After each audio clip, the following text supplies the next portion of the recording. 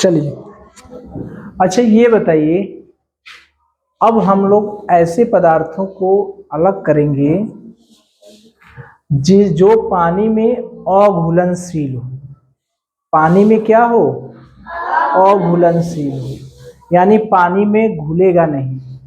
ठीक है, वो ठोस रहेगा, देखिए ठोस भी रहेगा और पानी में अघुलनशील भी रहेगा। ठीक है, अब हम ऐसे पदार्थों को अलग करेंगे जो ठोस भी रहेगा और पानी में अघुलनशील भी रहेगा। ठीक है, तो कौन कौन पदार्थ हैं? जैसे सभी लोग, हाँ पत्थर भी है, पत्थर है, मिट्टी है, बहुत सी चीज़ है।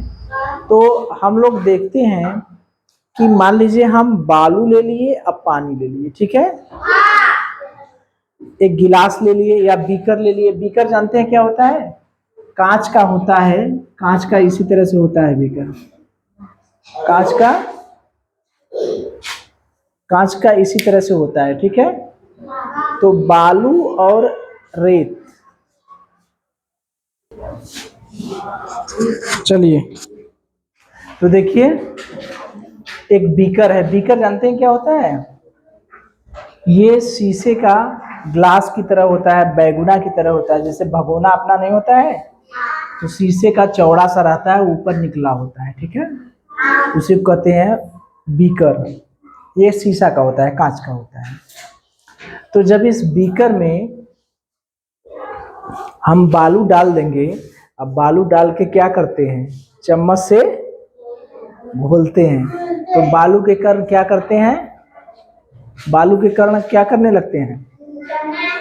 क्या करने लगते हैं? डांस करने लगते हैं ना, है? हाँ, घूमने लगते हैं। तो अच्छा ये बताइए कि पानी का कण भारी होता है या बालू का कण? कौन सा कण भारी होता है? तो बालू का कण जो है, कण भारी होता है ना? तो बालू का कण भारी होता है, तो पानी में जब घोल देंगे तो पानी में तो घूमेगा, लेकिन धीरे धीरे धीरे धीरे बालू का कण डांस करते करते, डांस करता है ना, नाचता है ना, तो डांस करते करते थक जाएगा। और थकने के बाद क्या करेगा बेचारा? नीचे बैठ जाएगा। नीचे बैठ जाएगा, तो बैठ जाएगा। तो जब बालू का कण स्थिर होके तली में, कहा तली, यही तल होता है, ये तली में जब बैठ जाता है तो इसको कहते हैं तल छटीकरण। इसको क्या कहते हैं? तल छटीकरण। अब देखेंगे तो बालू का कण अलग दिखाई देगा और पानी क्या दिखा?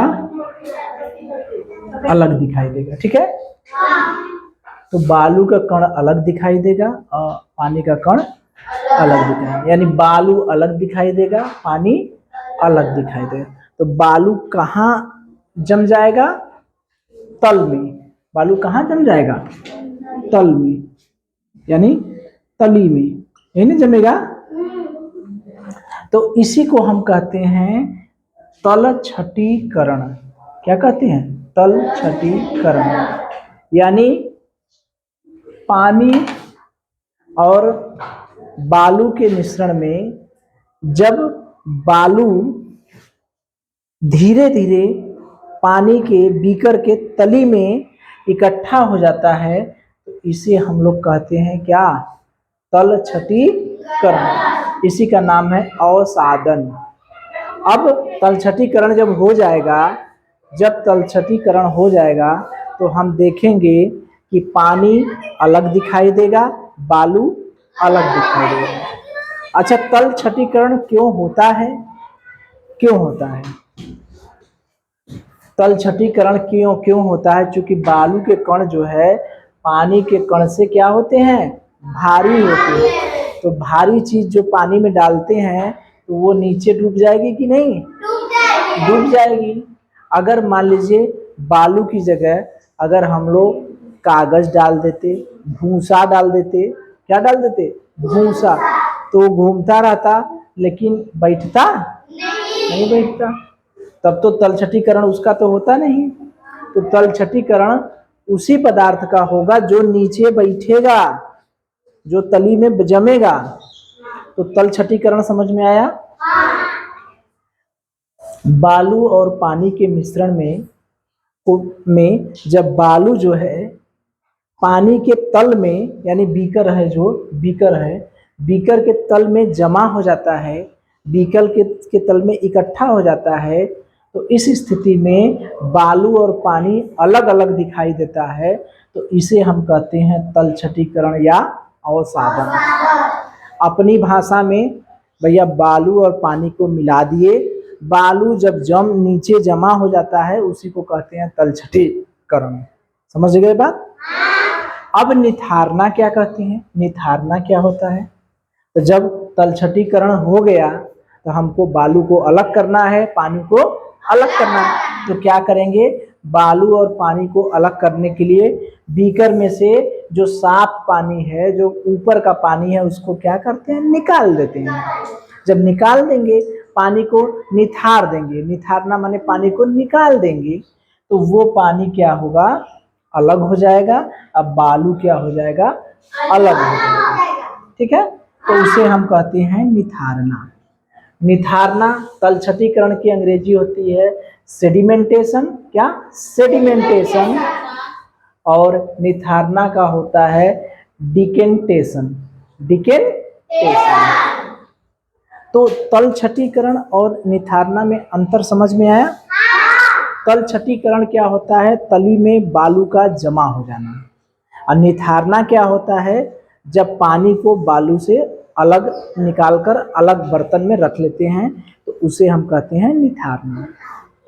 जब निथारने के लिए या तलछटीकरण होने के लिए अघुलनशील पदार्थ जो है वो भारी होना चाहिए, हल्का नहीं होना चाहिए। ठीक है, तो ये ध्यान देना चाहिए कि अगर प्रश्न पूछा जाएगा तलछटीकरण क्या होता है, तो क्या कहेंगे, जब पानी में अघुलनशील पदार्थ, भारी अघुलनशील पदार्थ मिला दिया जाता है, तो भारी अघुलनशील पदार्थ जो है वो तली में बैठ जाता है। इसे हम कहते हैं तलछटीकरण या अवसादन, दोनों एक ही नाम है। ठीक है, जब अघुलनशील पदार्थ और पानी को अलग अलग कर देते हैं, निथार कर पानी को अलग कर देते हैं, तो उसे हम कहते हैं निथारना। ठीक है, तो एक प्रश्न यहाँ पर बनता है कि तलछटीकरण क्या होता है, बता देंगे। निथारना क्या होता है, बता देंगे। तलछटीकरण और निथारने में अंतर क्या होता है, बता देंगे। एक प्रश्न यहाँ पर बनेगा, एक पानी है, एक द्रव है, एक द्रव में कोई भारी अघुलनशील पदार्थ मिला है, उसको अलग करने के लिए किस विधि का प्रयोग करेंगे, किस विधि का प्रयोग करेंगे, तलछटीकरण और निथारना। ठीक है, या ऐसे भी प्रश्न पूछ सकता है कि पानी में बालू के कण मिले हैं, पानी में बालू या मिट्टी के कण या चाक के कण, कुछ भी हो सकते हैं ना, बालू भी हो सकता है, मिट्टी के कण भी हो सकते हैं, या चाक भी होता है, चाक भी नीचे जमा हो जाता है ना। तो पानी में बालू के कण मिले हैं तो उसे हम किस विधि से अलग करेंगे, तो कौन सी विधि होगी, तलछटीकरण या निथारना। ठीक है, अब छानना, filtration, filtration, FILTERATION, filtration, filter करना नहीं कहते हैं, फिल्टर करते हैं। फिल्ट्रेशन माने छानना। सब लोग जूस उस पिए होंगे, ऐसा तो नहीं कि कभी जूस नहीं पिए होंगे। तो जब जूस पीते हैं तो जूस तो गार देते हैं, गारने के बाद उसमें कुछ खुज्जा रहता है, बीज भी रहता है। ठीक है, तो वो एक छननी लिया रहता है, वो छननी से छान के रस आपको दे देता है और बकिया चीजें फेंक देता है, देखते हैं ना। तो जब हम रस पीने जाते हैं तो उसको अगर पानी में मिला देंगे, उसको उस रस को अगर खुज्जा उज्जा नहीं मिला देंगे, अगर मान लीजिए रस पीने गए हम, वो रस वाला क्या किया कि बिना छाने हमको गिलास में जूस दे दिया, ठीक है। तो क्या गिलास रस को हम ऐसे रख देंगे तो उसमें जो बीज है, उसमें जो गुदा है वो नीचे बैठ जाएगा, बैठ जाएगा, बैठ जाता है, रस अलग हो जाएगा। बताइए, अगर हम रख देते हैं तो रस अलग हो जाएगा, गुदा अलग हो जाएगा? नहीं ना, क्योंकि गुदा और जो बीज है वो इससे भारी नहीं है, लगभग में बराबर है, तो उसी में घुला रहेगा लेकिन नीचे नहीं बैठेगा। उसको क्या करना पड़ेगा? छान कर अलग करना पड़ेगा, ठीक है। तो पानी में अघुलनशील पदार्थ हो, यहाँ भी अघुलनशील पदार्थ है लेकिन भारी न हो, भारी नहीं, भारी नहीं होना चाहिए। भारी रहेगा तो जम जाएगा, नीचे नीचे चला जाएगा, तब हमको छानने की क्या जरूरत, तब तो नीचे बैठ गया, उसको छान कर लिए, ठीक है। जैसे चाय को देखते हैं, जब चाय बनाते हैं तो चाय बनाने के बाद चाय को ऐसे रख देते हैं तो चाय की पत्ती अलग हो जाती है, चाय अलग हो जाता है। कप में निकाल दिए चाय, कप में निकाल दिए चाय तो चाय की पत्ती अलग हो जाती है, उसी में मिली रहती है ना। अघुलनशील तो है लेकिन भारी नहीं है, तो भारी नहीं है तो नीचे तो बैठती नहीं, उसी में मिली रहती है, तो उसको हमको क्या करना पड़ता है? छानना पड़ता है। तो जब अघुलनशील पदार्थ मिला हो परंतु भारी न हो, भारी न हो तो उसे हम छान कर अलग करते हैं। कौन कौन सी चीज़ों को? जैसे फलों के रस, सब्जियों के रस, चाय की पत्ती, ये सारी चीज़ें हम लोग छान कर अलग करते हैं, ठीक है। तो अगर आपसे पूछा जाएगा कि छानना क्या होता है तो कहेंगे अघुलनशील पदार्थ जो भारी न हो, वो अगर किसी द्रव में मिला है, किसी द्रव में मिला है तो उसको छान कर अलग करते हैं, और जो पीने योग्य पदार्थ है उसको अलग कर देते हैं। तो इस विधि को हम लोग क्या कहते हैं? छानना, ठीक है। और प्रश्न आपसे ऐसे पूछा जाता है कि चाय की पत्ती से चाय को अलग, पीने योग्य चाय को अलग कर किया जाता है किस विधि से? कलछटीकरण से, निथार कर, छानने से, या और भी कोई विधि? कौन सी विधि? छानना। फलों के जूस, फलों के जूस से, फलों के रस से गूदा और बीज को अलग किया जाता है, कैसे? छान कर। समझ गए ना? चलिए अब देखिए छानना पत्र क्या होता है। फिल्टर पेपर, ये सोखता पत्र होता है, कागज होता है ये, जैसे हम लोगों का ये कागज है ना, ये कागज में, ये कागज तो पतला है लेकिन इसमें छेद नहीं ना है, ऐसा कागज होता है जैसे हम लोगों का कपड़ा होता है ना, उसी तरह से कागज होता है मोटा सा, ठीक है। उसमें छोटे छोटे छोटे छोटे छेद होते हैं, बहुत छोटे छोटे छेद, बहुत छोटे छोटे छेद होते हैं, ठीक है। तो उसी कागज को हम लोग कहते हैं फिल्टर पेपर। ये प्रयोगशाला में प्रयोग में लाया जाता है। इस फिल्टर पेपर की खासियत होती है, इसे सोखता पत्र भी कहते हैं, इसे सोखता पत्र भी कहते हैं। फिल्टर पेपर को ही सोखता पत्र कहते हैं। इसका नाम क्या है? सोखता पत्र।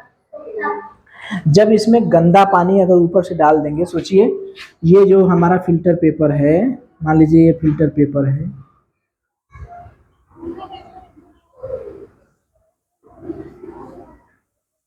अगर इसमें गंदा पानी डाल देंगे, इसमें गंदा पानी डालेंगे तो नीचे जो निकलेगा पानी वो निकलेगा साफ पानी,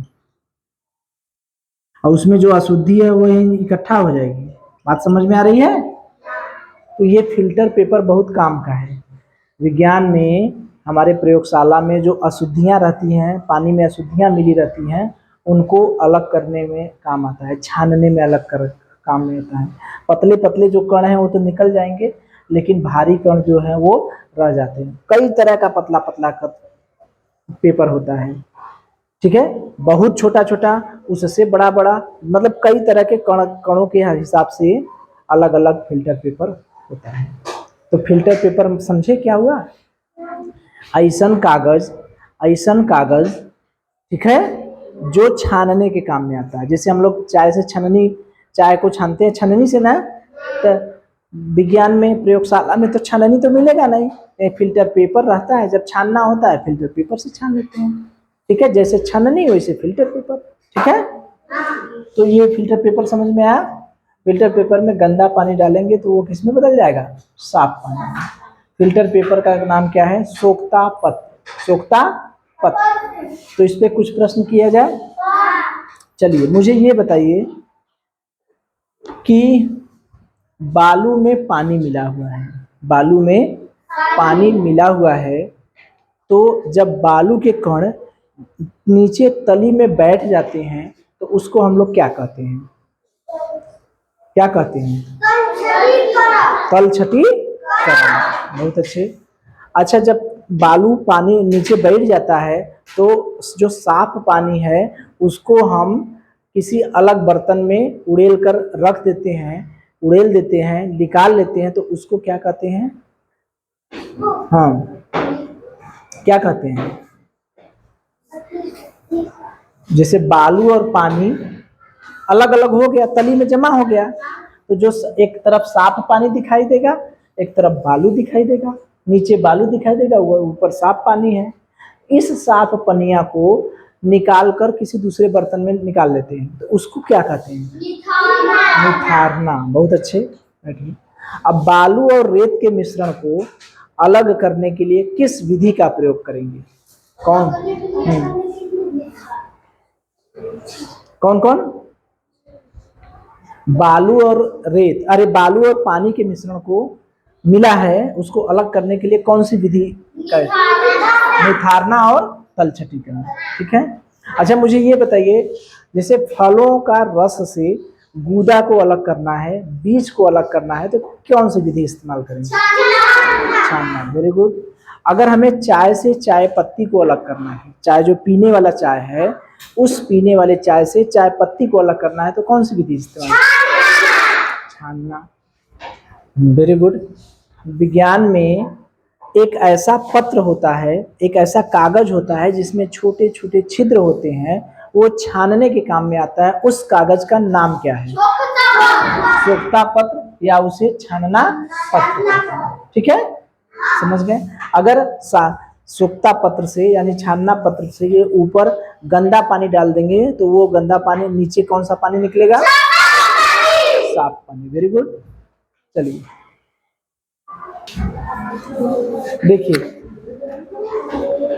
देखिए ये जो है लड़की जो है, देखिए बालू नीचे जमा है, उससे पानी निकाल रही है ना। पानी को अलग कर लेगी तो बालू जो है बीकर में बचा रहेगा ना।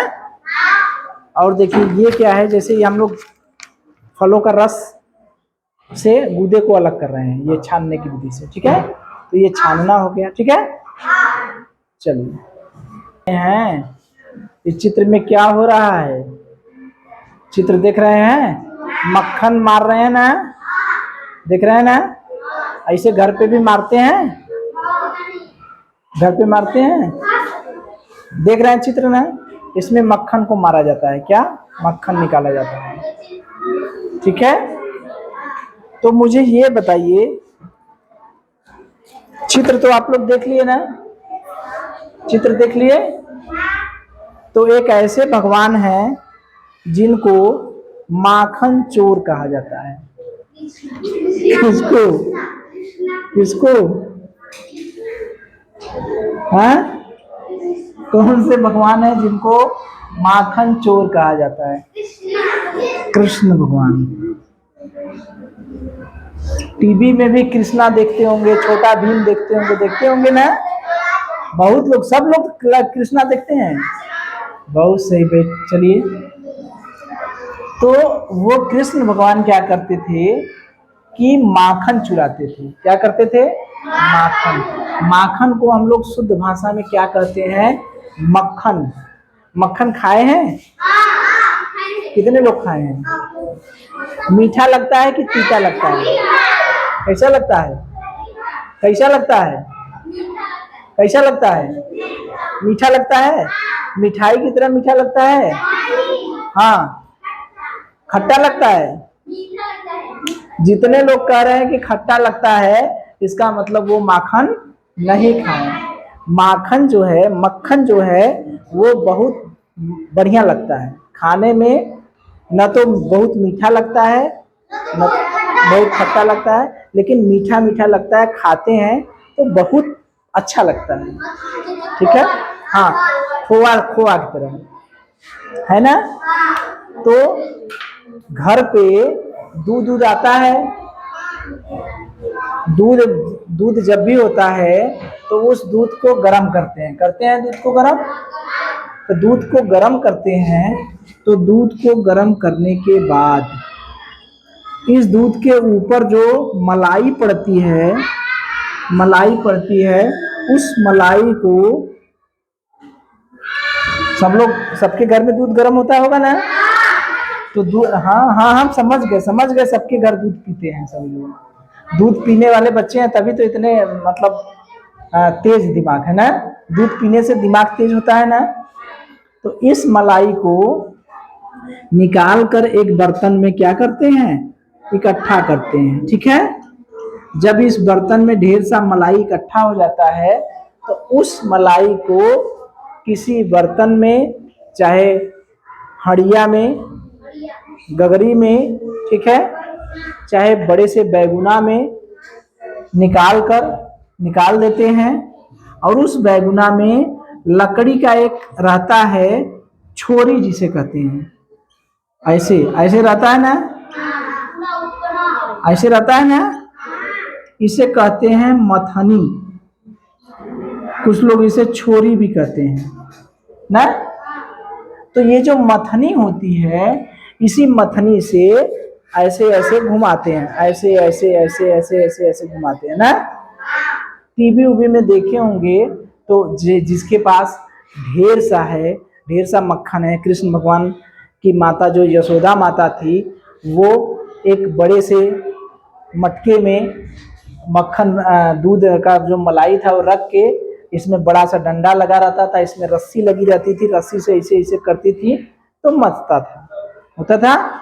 तो जब मथते थे, जब ऐसे ऐसे हम हिलाते हैं, तो देखते हैं कि ऊपर मलाई की तरह कुछ जमा हो जाता है। मलाई की तरह क्या हो जाता है, जमा हो जाता है, और नीचे पानी इकट्ठा हो जाता है, होता है। तो जो ये मलाई रहता है ऊपर, उसी को हम लोग क्या कहते हैं, मक्खन। और इसी को कृष्ण भगवान खाते थे। वो यशोदा माता रखती थी कि ऊपर रखती थी, और कृष्ण भगवान अपने दोस्तों के साथ आकर के सपाचट कर जाते थे ना। बेचारे बहुत मराते भी थे, बिगड़ाते भी थे, डांट भी सुनते थे, लेकिन चोरी से बाज नहीं आते थे। तो अच्छा ये बताइए कि ये सब दूध में एक्चुअल में होता क्या है, कैसे मक्खनवा निकल जाता है। जब हम हिलाते हैं तो होता क्या है कि मक्खन बन जाता है, बताइए, किसी को पता है। देखिए, दूध अब जो है, ठीक है, ये तो यशोदा माता वाला काम था, लेकिन अब बड़ी बड़ी डेयरी में बड़े बड़े यंत्र आ गए हैं। जैसे ये हम लोग हिलाते हैं ना, तो दूध बड़े बड़े बर्तन में रख देते हैं। ये सब चीज़ें मशीन से चलती हैं, मशीन से। जो हाथ से हिलाते थे, वो चीज़ें कौन हिलाता है, मशीन। ये मशीन से मथाई होती है, मक्खन निकल जाता है। तो वास्तव में होता क्या है, देखिए, जब हम दूध है, मान लीजिए, चलिए हम लोग यशोदा माता के ही काल में चले जाते हैं, ठीक है। इसमें दूध है, इसमें दूध को जब हिलाया जाता है, ठीक है, ये छोरी हो गया मान लीजिए। जब दूध को बार बार हिलाया जाता है, तो दूध के कण जो होते हैं, वो दो भागों में बट जाते हैं, एक हल्का कण और एक भारी कण, ठीक है। जैसे याद करिए, बालू और पानी में दो तरह के कण थे, ठीक है। उसमें जो भारी कण थे वो नीचे बैठ गए, और हल्के कण जो थे ऊपर थे, पानी के रूप में, पानी को निकाल लेते थे, बालू अपने आप अलग हो जाता। तो दूध में भी दो तरह के कण होते हैं, एक हल्के कण होते हैं और एक भारी कण होते हैं। तो उन्हें वो लोग इतना मजबूत होते हैं कि वो लोग छुड़बे नहीं करते एक दूसरे का साथ। हल्के और भारी वाले टाइट बंधे होते हैं, कहते हैं हम नहीं छोड़ेंगे एक दूसरे का साथ। लेकिन जब ये मथनी से मथते हैं तो बेचारे अंत में दोस्ती तोड़ने को क्या हो जाते हैं, मजबूर हो जाते हैं। कहते हैं अरे यार वो कब्बे का मथ रहा है, कब्बे का मथ रहा है, कितना हम लोग हाथ पकड़े रहेंगे, अब तो हमें अलग होना पड़ेगा। कहेंगे ए दोस्त तुम अलग हो जाओ, अब तो हम लोग बिछड़ रहे हैं, समझ रहे हैं ना। तो दूध में जो हल्के कण हैं वो अलग हो जाते हैं और भारी कण अलग हो जाते हैं। तो जो हल्के कण होते हैं वो मक्खन के रूप में कहाँ चले जाते हैं, ऊपर। हल्के कण वो मक्खन के रूप में कहाँ चले जाते हैं, ऊपर। और जो भारी कण है वो जिसे मट्ठा कहते हैं, मंठा, छाछ, मंठा जिसे छाछ कहते हैं, छाछ यानी भारी कण, ये नीचे हो जाते हैं। ठीक है, तो दूध को मथते मथते एक ऐसी स्थिति आ जाती है कि जो पानी के रूप में छाछ अलग हो जाता है और मक्खन अलग हो जाता है। तो मक्खन क्या है, हल्के कण है। मक्खन क्या है, हल्का है, बहुत हल्का रहता है। तो मक्खन के कण हल्के होते हैं, वो ऊपर चले जाते हैं, और छाछ के कण जो है नीचे रहते हैं, यानी दूध के कण जो रहते हैं वो छाछ के रूप में क्या है, कहाँ हो जाते हैं, नीचे आ जाते हैं। तो इस मक्खन को हाथ से पकड़ के अलग कर लेते हैं हम लोग। ठीक है, तो अपकेंद्रण क्या होता है, अपकेंद्रण क्या है, एक ऐसी विधि है जिसमें दूध से क्रीम को अलग करते हैं। दूध से किसको अलग करते हैं, क्रीम से, क्रीम को अलग करते हैं। क्रीम माने वही मक्खन। अपकेंद्रण एक ऐसी विधि है जिससे दूध से क्रीम अलग किया जाता है, यानी दूध से मक्खन अलग किया जाता है। क्या करते हैं, दूध को जब घुमाया जाता है तो दूध के हल्के कण जो हैं वो ऊपर चले जाते हैं और भारी कण नीचे हो जाते हैं। तो हल्के कण जो होते हैं चिकनाई के रूप में, मक्खन के रूप में या क्रीम के रूप में, इसी को चिकनाई कहते हैं, इसी को क्रीम कहते हैं, इसी को मक्खन कहते हैं, के रूप में कहाँ चली जाती है, ऊपर की नीचे, ऊपर चली जाती है। और जो छाछ रहता है और जो दूध के कण रहते हैं, दूध में जो पानी नहीं रहता, दूध में पानी रहता है वहीं बचता है, उसी को हम लोग छाछ कहते हैं, वो कहाँ हो जाता है, नीचे। ठीक है, तो अपकेंद्रण समझ में आया। तो अगर आपसे पूछा जाता है कि दूध से क्रीम किस विधि द्वारा अलग किया जाता है तो क्या कहेंगे, अपकेंद्रण। किस विधि से अलग करते हैं, अपकेंद्रण। ठीक है, बालू में रेत मिला है तब किस विधि से, तलछटीकरण। ठीक है, बालू में रेत मिला है तब अपकेंद्रण मत कहिएगा, जब दूध से क्रीम अलग करना होगा तभी अपकेंद्रण विधि का इस्तेमाल होगा। बात समझ में आ रही है। अगर ऑप्शन है कि दूध से क्रीम अलग किया जाता है किस विधि से, तलछटीकरण, छानना, निथारना, उसी में है अपकेंद्रण, तो कौन सी विधि लगाएंगे, कौन सा विधि, अपकेंद्रण। तो ये याद रखिएगा कि दूध से क्रीम जब भी हम अलग करेंगे किस विधि से अलग करेंगे, अपकेंद्रण विधि से। याद रहेगा, भूलेगा नहीं ना, कि दूध से क्रीम जब भी हम अलग करेंगे तो किस विधि से अलग करेंगे, अपकेंद्रण विधि से। मक्खन जो बनता है वो किस विधि से बनता है, अपकेंद्रण विधि से। ठीक है, दूध से चिकनाई अलग करते हैं किस विधि से, अपकेंद्रण विधि से। अपकेंद्रण विधि में ये ऐसे भी पूछ सकते हैं कि दूध से हल्के और भारी कणों को अलग करने के लिए कौन सी विधि प्रयोग की जाती है, अपकेंद्रण विधि। अपकेंद्रण विधि क्या है, दूध में उपस्थित हल्के एवं भारी कणों को अलग करने की विधि ही क्या कहलाती है, अपकेंद्रण। अपकेंद्रण समझ गए, चलिए।